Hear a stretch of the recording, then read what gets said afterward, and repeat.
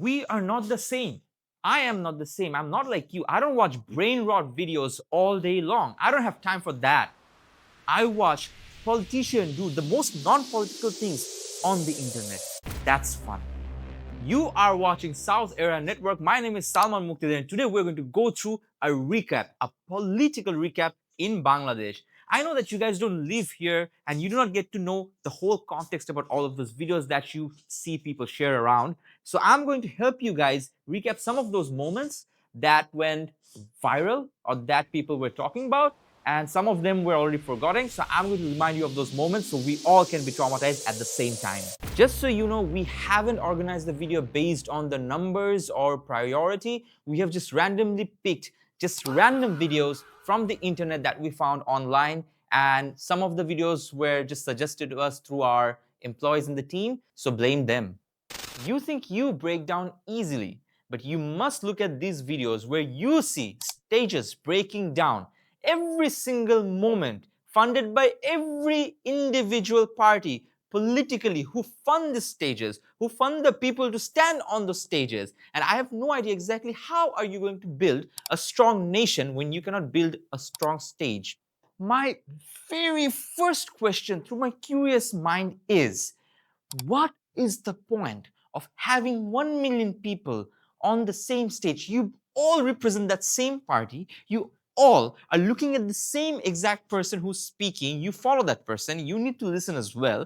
I don't understand what is the point of dead weight. Who do you think you are? A team of orchestra? We're not just referring to politics or politician. We're referring to every single thing that is somewhat or somehow related to politics. Yet you will see no end results from those events. For an example, have you ever imagined someone during this very moment of crisis would come up on stage? There are hundreds of cameras in front of you, hundreds of people in front of you, and that's going to get circulated throughout the whole nation. And what you get to hear? We have uranium in the hills of Bangladesh. Brother, we barely have jobs. In a real practical world, there can only be two extremes. One, either the students go entirely against the law, they become arch enemies. Or extreme number two, they can be lovers. They can collaborate and cooperate together to make a heavenly nation. But what did we get? We found a young self-confessing hero, a July hero to be more precise, who entered the police station with his gang just to confess that he indeed committed arson, and he was super happy about that. Damn, that's one confident hero. And a different one. That's different ideology though. And it doesn't just end there. Within 24 hours or maybe a little bit more, he did again confess and apologize that nope, he is not the person who did that. He did not mean that. He was just trying to sound heroic because he is a hero. Some people did say that he is a July hero. So he is indeed a hero who did confess to a crime that he did not commit. So the cops were confused. We were confused. We're still confused what just happened there. So Bangladeshi hero, you know. When you hear the word hero, you probably think of Superman or some other supernatural power, or I don't know, maybe Marvel or DC. But when we Bengalis hear about the word hero, we think of Bangladeshi cinema actors who does act, but he overacts. And that's like my friend, someone I knew a long time before, and he's not. No comments. And yes, you already know that none of these videos or these moments or events, none of them do actually refer to any political moments. Yet, for some reason, for some weird reason, they do actually matter to the politics of Bangladesh. And if you ask me to explain those matters, I won't be able to. That's what makes Bangladeshi politics so unique, that we as a nation romanticize the moment of extreme disagreements, which soon turn into a group of men start making derogatory comments on that same woman. And not only that, whenever you hear comments like that, we have seen accents being emphasized on. And once again, just to remind you, when all of this is being happening, all of this is referring to politics and the after effects of the political situation.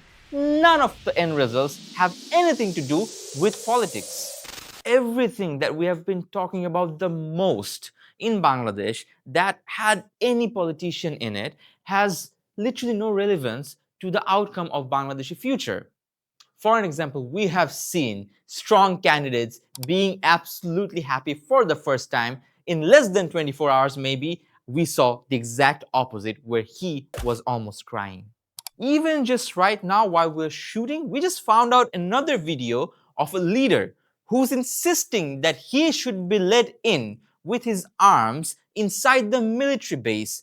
Why? Because he wants his rights? No, it's actually quite the opposite. It's because his main concern is why was the wrong done by somebody else and he should be equally allowed to do the same wrong. Just in case the math isn't mathing, we are not trying to solve a problem. We're not against the wrong. We're not saying we want to do the right thing, let us do the right thing. We are saying, let me do the wrong thing. He did the wrong thing. I want to do the wrong thing too. That's fair play, that's equality, that's Bangladesh, that's our style, that's Bangladeshi politics.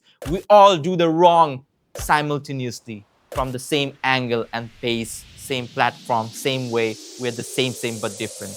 We have literally stopped talking about the qualities, the qualifications, or the calibers, the strength. No, we started talking about why would you do a handshake and then look at your hand, explain the handshake.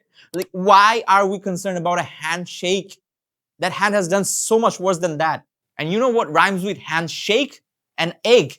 It doesn't rhyme exactly, but then again, we're talking about egg because we know why. I have seen people getting egged at and then standing right under that egg. No, he did not deflect. He stood right there. He looked at the egg when the egg was falling on him. And he decided to take a shower with eggs and then complained about it. That's our political egg. And not just eggs, we have literally thrown chairs on political gathering. We have had chair fights. We did not see World War III. We're concerned about the next war. Bro, in Bangladesh, we're throwing chairs at each other. And yet, we're fighting for that one chair. You fight for the chair, that the same chair you throw at people. People died because of that chair. That's sensitive issue. We did not care about that. Where we were concerned about the security of this nation when people were dying, people were facing extortion, when we saw a mob, we expected somebody from up there who has the responsibility to take care of them ended up talking about potatoes. We expected change. We expected people to contest, to challenge each other, to prove themselves that they do deserve this position, this chair, this role. Instead, what did we get? We got a grown-up crybaby, begged for this position without an election. I'm done. I'm done. That's it. The people of Bangladesh, we wanted to escape politics through sports. And they did not let us do that. IPL banned Mustafiz, Tamim joined BNP, Sakib joined Awami League. Nobody's joining us except Khairul. The entire point of this episode or this video is to show you guys that whatever you have seen in this, like throughout this whole video, everything revolved around politics. Everything that happened was an after effects of the political situation. And yet, as the result, as an outcome, nothing was political at all. In fact, none of us are doing our job correctly.